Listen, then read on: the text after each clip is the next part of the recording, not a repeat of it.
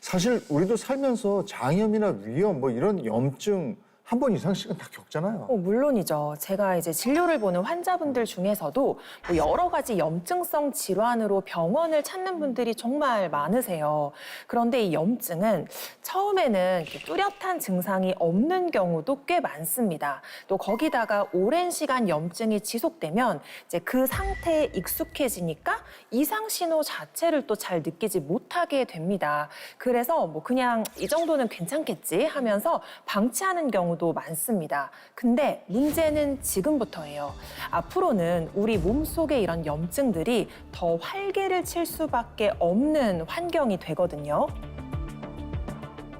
아니 지금도 염증 관리가 쉽지 않은데 앞으로는 더 심해질 수 있다 이런 말인 거잖아요. 이제 곧 여름이잖아요. 날이 더워지면 우리 몸은 체온을 낮추기 위해서 혈관을 확장시키는데요. 이 과정에서 염증 부위로 혈류가 더 몰리면서 통증이나 열감 같은 염증 반응이 더 심해질 수 있습니다. 거기다가 더위 자체가 우리 몸에 스트레스로 작용을 하거든요. 그러면 염증 수치를 더 높이게 되고요. 실제로 성인 100명의 혈액을 분석해 본 결과 무더위가 이어진 지 단 3일 만에 염증 지표인 CRP가 약 22%나 상승했다고 합니다. 야, 고작 3일 만에 염증 수치가 그렇게 올라간다니까 정말 충격적인데요. 앞으로 더 더워질 텐데 야, 이거 큰일이다 싶네요. 네, 그래서 지금 이 시기가 이제 굉장히 중요한 겁니다. 몸속에 있는 염증을 제대로 관리를 해두지 않으면 앞으로 더 큰 문제로 이어질 수 있거든요. 그 예시를 보여드리기 위해서 사진을 준비했습니다. 아유, 아니 이게 무슨 상황입니까? 얼굴에 보이는 저 노란 게 저기 설마 고름은 아니죠? 네, 맞습니다. 좀 충격적이죠. 네. 그러니까 괴사성 근막염을 진단받은 환자의 사진인데요. 이 괴사성 근막염은 상처를 통해서 침투한 세균이 근막을 따라서 빠르게 퍼지면서 조직을 괴사시키는 감염성 질환입니다. 이분은 평소에 잇몸 염증과 함께 여러 가지 염증성 질환을 앓고 있는 만성 염증 상태였는데요. 그 상태에 세균 감염까지 겹치면서 이제 염증이 급격히 악화되었다고 해요. 그런데 이게 엄청나게 특수한 상황은 아니거든요. 몸에 염증이 있으면 이 작은 상처 하나에도 감염에 훨씬 취약해지거든요. 특히 이미 만성 염증 상태이신 분들은 더 위험합니다. 이제 곧 바다나 계곡으로 놀러 가는 야외 활동이 많아지잖아요. 그러다 상처라도 나면 저 사진 속 사람이 뇌가 될 수도 있다는 거죠. 내 얘기가 될 수 있다 이렇게 생각하니까 더 끔찍해지는데 그리고 염증이 암하고도 관계가 있다고 자주 설명해 주셨잖아요. 네, 맞습니다. 염증이 계속되면 DNA를 손상시켜서 돌연변이를 만들고 이 돌연변이들이 쌓이고 쌓여서 암이 되죠. 실제 연구로도 확인된 내용인데요. 만성 염증이 지속되면 남성은 약 38%, 여성은 약 29% 정도 암 발병 위험이 커진다고 보고가 되고 있습니다.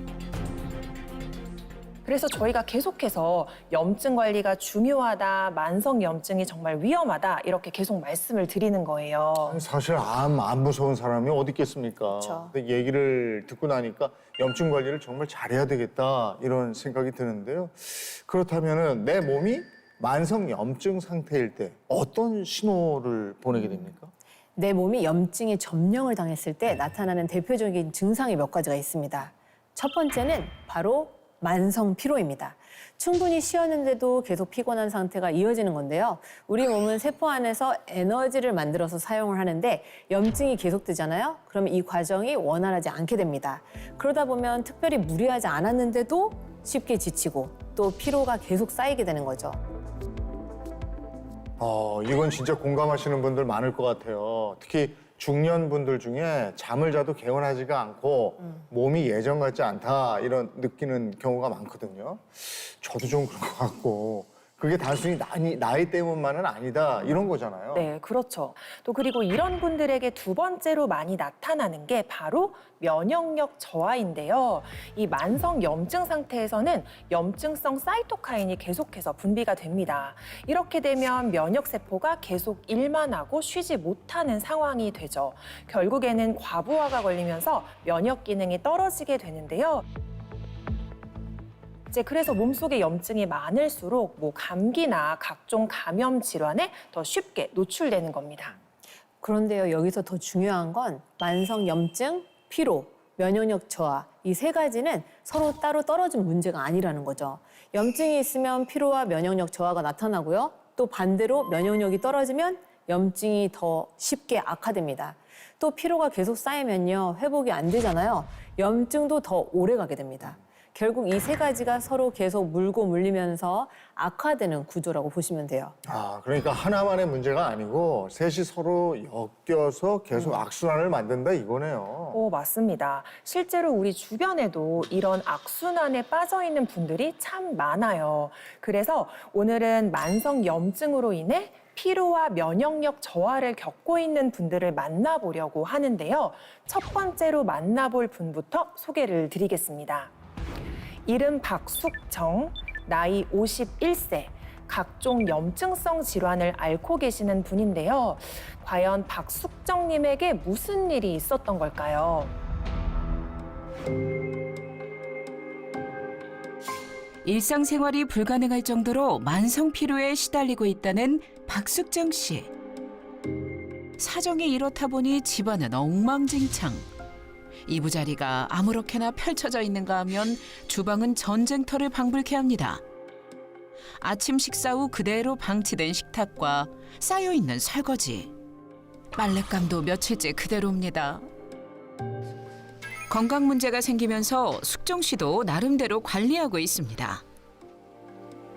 여기 위에도 영양제고 여기도 다 영양제고 여기도 다 영양제예요. 건강을 위해 각종 영양제를 챙겨 먹고 있는데요. 너무 피곤하다 싶을 때나 몸이 바닥으로 꺼지는 것 같을 때 습관적으로 찾는 것이 있습니다. 몸이 너무 처지니까 비타민 C 먹었어요. 제가 항상 하던 일도 못하고 그래서 아마 비타민 C를 계속 먹기는 해요. 집착해서 먹을 정도로. 근데 비타민을 꾸준히 먹는데 근데 요즘 그래도 계속 피곤한 건 피곤해요. 그래서 안 먹을 수도 없고 효과가 있는지 없는지는 잘 모르겠어요. 40이 넘어서야 딸을 낳은 숙정 씨. 뒤늦게 얻은 만큼 행복했습니다. 하지만 노산의 육아와 생계까지 정작 몸을 돌볼 여유는 없었습니다. 정말 노후의 출산은 생각보다 너무 힘들었어요. 저도 힘든데 아이를 양육하는 거는 누구도 도와주지 못했거든요. 저희 사정이 그랬어요. 저희 아이 초등학교 1학년 때 제가 그때 많이 아팠거든요. 근데 진짜 좀 모습도 초라해지는 건 당연하고 제가 너무 힘들고 지치니까 저희 딸을 보면서 내가 좀 미안했죠. 극심한 피로감이 제일 큰 문제지만 숙정 씨를 괴롭히는 증상이 또 있습니다. 간질함. 원인을 알 수 없는 피부 가려움입니다. 등 이런 데가 너무 간지러운 거예요. 뭐 발라도 크림 자꾸 이렇게 발라도 계속 간지럽고 자다가도 막 간지러워갖고 막 긁어야 돼 이런데. 한번 긁기 시작하면 멈출 수 없어서 피가 날 때까지 긁다 보니 상처가 날 정도. 좀 이런데 좀 보면 창피한데 좀 이렇게 점들이 빨간 점이 많이 생기는 이렇게 크게 빨간 점이 뭔지는 모르겠는데 염증이라는 분도 계시고 뭐 노화라는 분도 계시고 혈관에 무슨 뭐라고 하시는데 불안하긴 하죠. 이게 어떤 사람은 뭐 암으로까지 간다 이런 얘기 들었을 때 되게 겁나죠. 그게 문제이고 좀 두려운 부분이 있죠. 두 번째로 만나볼 사람은 서영미 씨입니다. 염증성 질환과 면역력 저하에 시달리는 분인데요.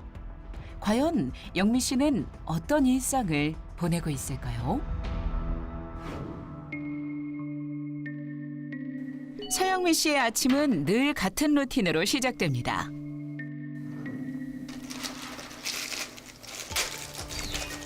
아침에 챙겨 먹는 영양제만 67가지가 넘는데요. 아, 이게 데일리 먹는 건데 비타민 A, B, D, 루테인, 마그네슘 뭐 다 있습니다, 여기. 한 번 감기에 걸렸다. 그러면 대개 보면 3일이면 딱 끝나잖아요. 이비인후과를 다녔는데 한 번에 끝나는 게 아니라 한 달 보름? 거의 2달간 매일 갔어요. 아, 그래서 이거 내가 몸에 이상이 있구나 싶어가지고 그때부터는 이제 이거저거 챙겨먹기 시작했죠. 건강에 대한 걱정과 불안이 커질 때마다 영미 씨가 챙기는 것이 있습니다. 비타민C입니다. 비타민C는 다다익선이라는 게 영미 씨의 질원. 정제 비타민C를 매일 먹으면서도 음료수를 마셔도 비타민C 음료를 마시고 과일을 먹어도 비타민C가 많이 들어있다는 과일로 특별히 골라 먹고 틈틈이 발포 비타민C까지 타서 마시는데 하루 비타민C 섭취량만 5,000mg이 넘을 정도. 이렇게 열심히 했잖아요. 근데 아픈 거 여전한 거예요. 그렇게 하나 안 하나 뭐 똑같은 거예요. 그래서 이제 요즘에 좀 의심을 하고 있죠. 아, 이게 진짜 비타민C를 지금 제대로 잘 챙겨 먹고 있는 건가? 이런 걱정을 하게 됐죠. 네.